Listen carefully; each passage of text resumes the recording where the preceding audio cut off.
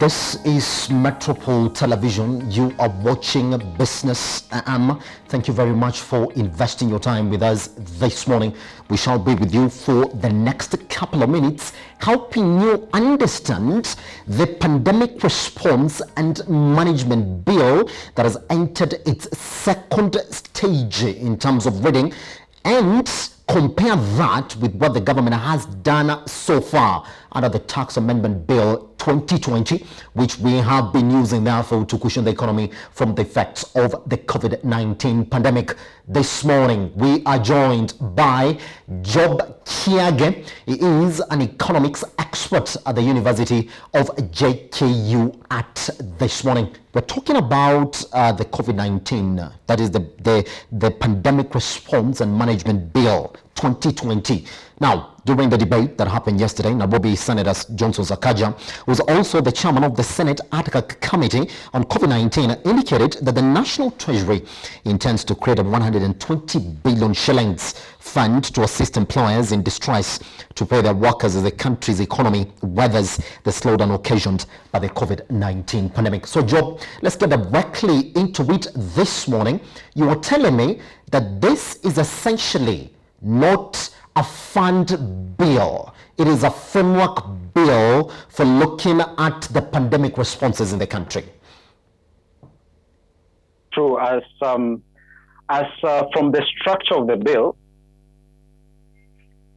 even the objective of the bill is just only but a framework which is supposed to guide us on the legal issues to coordinate the response for the management of activities during this pandemic. It is not a finance bill, or it's not a money bill. It's not a money bill. We do have that distinction, therefore. I want us to start talking about the Pandemic Response and Management Bill 2020 from the clauses that you think are really very contagious in trying to understand what it's doing. Let's talk about this fund, the 120 billion shillings fund that they're talking about here, and they're saying that it shall only be cancelled if the pandemic has been gazetted like it's already done, as opposed to what we're saying right now, the measures the government is putting in place right now, which, as we do know, are going to run us for just 3 months. Is that where it starts taking form? Ideally, we are trying to look at a framework where we are supposed to deal with the pandemic. And one of the reasons why we are dealing with this pandemic be probably to cushion the common citizen. And for us to be able to cushion the common citizen, there are various ways that we need to do. For instance, the pandemic response and management bill is proposing a 120 billion fund. And essentially, when you look at this fund, it's just but a very small fund which won't have a significant effect. For instance, we are looking at right now, for us to be able to have that much significance, we need at least 300 billion for us to be able to have that significance that we are talking about, that we are now trying to inject liquidity into the economy that is going to affect each and every person so that you can feel the fact that you are cushioned. So per se, the 120 billion is just a little liquidity that cannot be felt, and its effect will not be felt that much. For crossover to the next issue that they're really trying to address at this point. Now, in terms of cushioning the businesses, I want to ask you this question. We've seen it from time to time. They're talking about the tax measures that we should be taking. Do you feel, therefore, that they're giving us a different model under the Pandemic Response and Management Bill, or is the same thing that we're seeing right now that is being taken by the government under the Tax Amendment Bill of 2020? You see, what the confusion is, there is that small confusion that people are getting out of this bill, the two bills, that is the Tax Act and the Pandemic Response, the Pandemic Response Management Bill. At the section 6 of this Pandemic Response Management Bill, we have something to do with the taxes. but it doesn't really touch on taxes per se, but it gives a guideline on how the taxes will be done in case we have a pandemic. We are talking about whenever we have a pandemic, people will not be having the same liquidity or the income that they used to have before. So whenever you continue with that taxation that you used to do as prior to, before the pandemic, it will hurt more of the consumers rather than do them any good. So what we are talking about, we are looking at a tax mechanism which is going to be affected on that duration of a pandemic. And that is where it states that during this pandemic period, there should be a mechanism through the minister, or rather the secretary, the finance secretary, through the parliament. So we are not going to say that it is the rules which are set. These rules are going to be set during that duration of a pandemic. So we are looking at right now, we've been faced with a pandemic. We never had guidelines on how to manage this. This bill, the pandemic management bill, is supposed to come up with a draft of measures on how we are going to manage this. So it's not touching only on the taxes. Also, it is touching on the contractual agreements. It's touching on the penalties or the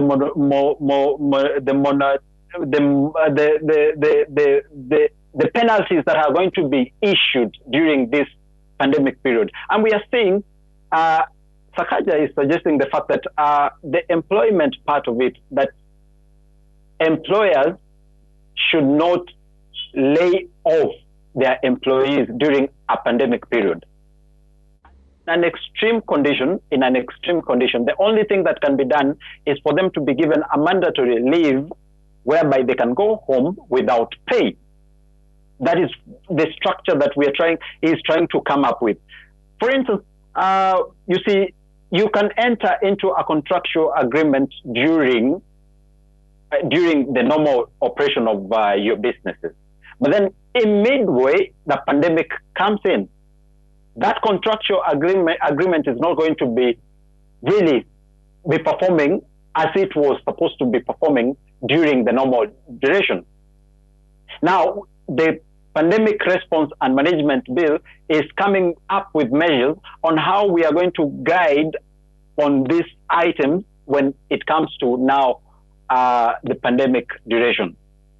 But I want to jump in on this job, if I may, this morning. This 120B that we're talking about, because that's what everybody's looking at, that we need to have a framework now for cushioning the economy from any effect of any pandemic that the economy might fall into in the future. Now, if you look at what the CBK governor has done right now, I mean, the banking sector is the one that is normally entrusted with the responsibility of making sure that the economy runs in a fluid manner within this pandemic, is that everything has gone through to the banks, as opposed to it being channeled directly, therefore, to the affected sectors, affected businesses, and the affected industries that we're talking about this morning. Is that the only way that we're talking about a difference in what the Pandemic Response Management Bill is trying to approach this issue, as opposed to how the Tax Management Bill 2020 has approached it? Is that the only stark difference that we're noticing here? Right now, we are coming up with a raft of measures. The government is coming up with a raft of measures in order to mitigate this pandemic economic challenge which is impending in the near future. For instance, when we are talking about the central bank, we are looking at the Monetary Policy Committee and its policies that it came up with. For instance, we saw recently the central bank, through the Monetary Policy Committee, it reduced their CBR, that is the central borrowing rate, from 8.25 to 7.25. That means the lending rates are going to come down. Are we together? And further, it reduced what we call the cash reserve ratio by 100 basis points. That is from 5.25 to 4.25. Through that reduction of the 100 basis point, we had an injection of liquidity which was amounting up to 35 billion, which is a small fraction of what we really require. We require at least 300 billion in order for us to be able to feel the effect. Now you're seeing that the government, through its mechanism, is just only coming up with 35 billion, which is an injection of liquidity into the economy, which is a very small fraction. Now, what the pandemic management response bill is trying to come up with is just a fund.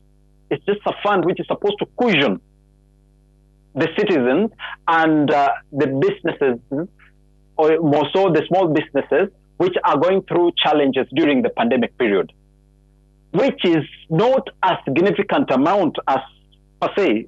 Look at what we are talking about. We are talking about 300 billion. The government, through the central bank, that is the Monetary Policy Committee, is coming up with an injection of 35 billion, which is a very small fraction. Now, compare the 35 to 120 billion that they are suggesting through the response management bill. It is a little bit on a higher side, but it doesn't really cover. And we are looking at, this is not the only measure that we are supposed to have. We are supposed to inject liquidity, and the only way to inject liquidity is not to directly give money to the businesses that are running. We are supposed to channel this money through the credit facilities. That is how it's supposed to be done. That is the reason why you're saying the government is trying to mitigate this challenge from the central bank point, whereby they are introducing liquidity into the system, injecting liquidity into the system. This is one way of doing it. But there is another way that we can do it, which is a little bit not okay. It is by either floating more bonds, doing more external borrowing, or, which is the worst of all that we can do, is to now mint new monies so that we can circulate into the economy, so that we can be able to cushion. But minting more money, it's going to cause a lot of challenges, because there are a lot of challenges, and we are going to see a lot of effects out of this, because we are going to lose the value of our money. It's going to drop. Also, we are going to increase what we call the inflation is going to increase, which is going to be a stagnating effect, which is going to really affect us as people of the nation. Let me just jump in on that as well. We're talking about different sections of this pandemic response and management bill, which, as we do now, is going into the second reading. What other areas for you this morning, when you look at it, you say, well, this one we really needed, or this one is pretty much a replica of what we have in the tax amendment bill of 2020? You see, Simba, the tax amendment 2020, was just a response to what is happening. But what we are looking at now, the pandemic response management bill is trying to come up with a draft of measures which will be applicable in the near future if we ever have another pandemic. So whenever we are talking about that it is a replica of what is happening on the Tax Act right now, it's not supposed to be all right. Because initially we didn't have this pandemic response management set of laws which are supposed to govern us in order to deal with this pandemic in the pandemic when it occurs, or when and its effects come in. We never had a set of laws which were governing us.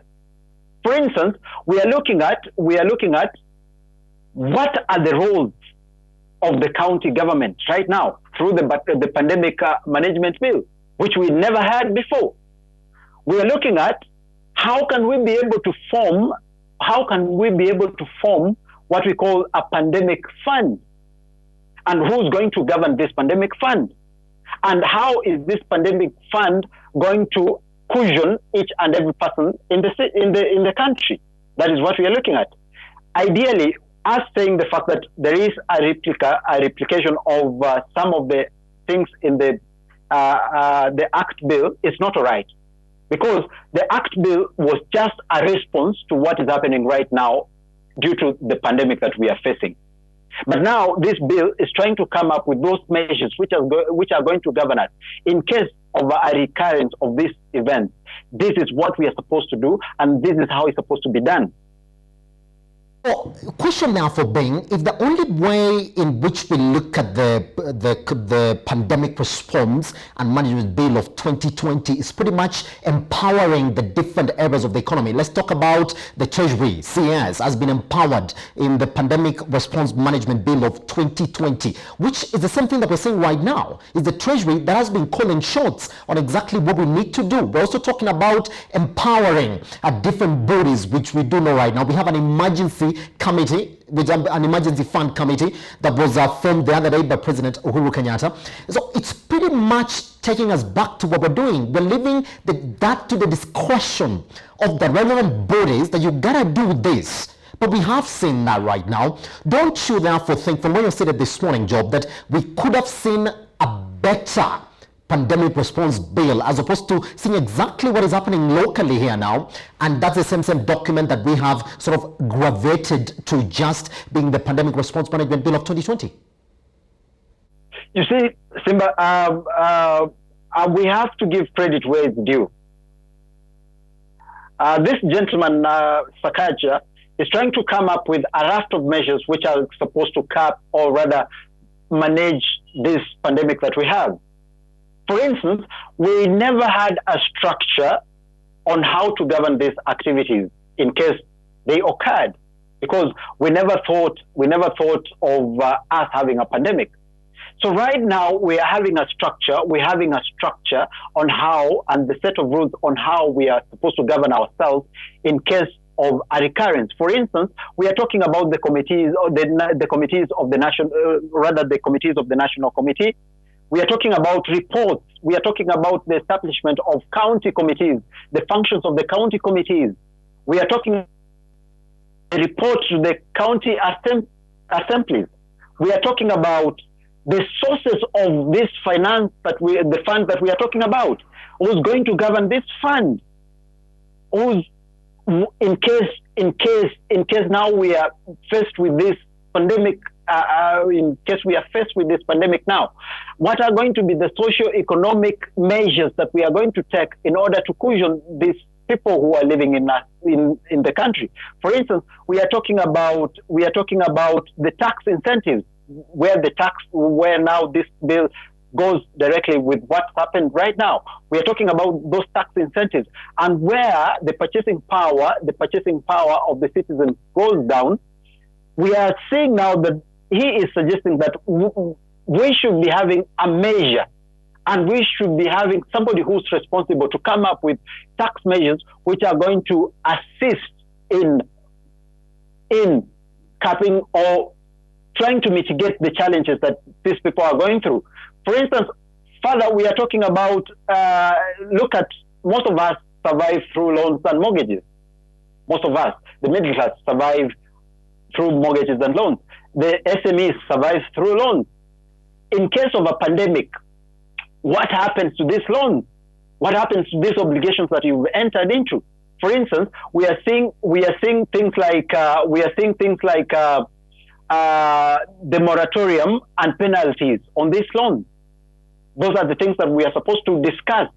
What is supposed to happen if you had entered into a contractual agreement and now you're faced with a pandemic and you cannot be able to pay up those obligations? What happens to you? What happens to these penalties that you're supposed to be given? Those are the contractual things that we are supposed to talk about. We are supposed to talk about the tenancy agreement. The tenancy agreement.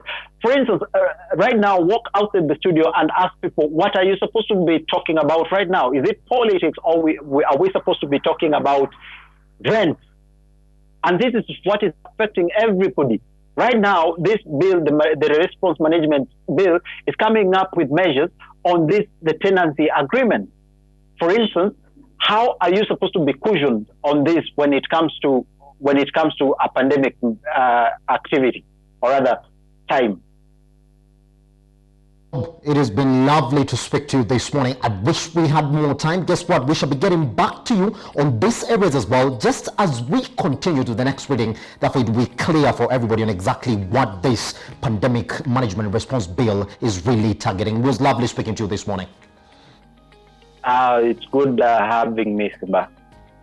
All right, that's Job King again on exactly what the pandemic response and management bill really is looking to do for you in the economy, as it looks to caution you or introduce a framework now for the government to react should we be faced with any sort of pandemic in the economy. We take a short break. Once we come back, let's look at the performance of the banking sector within the COVID-19 pandemic.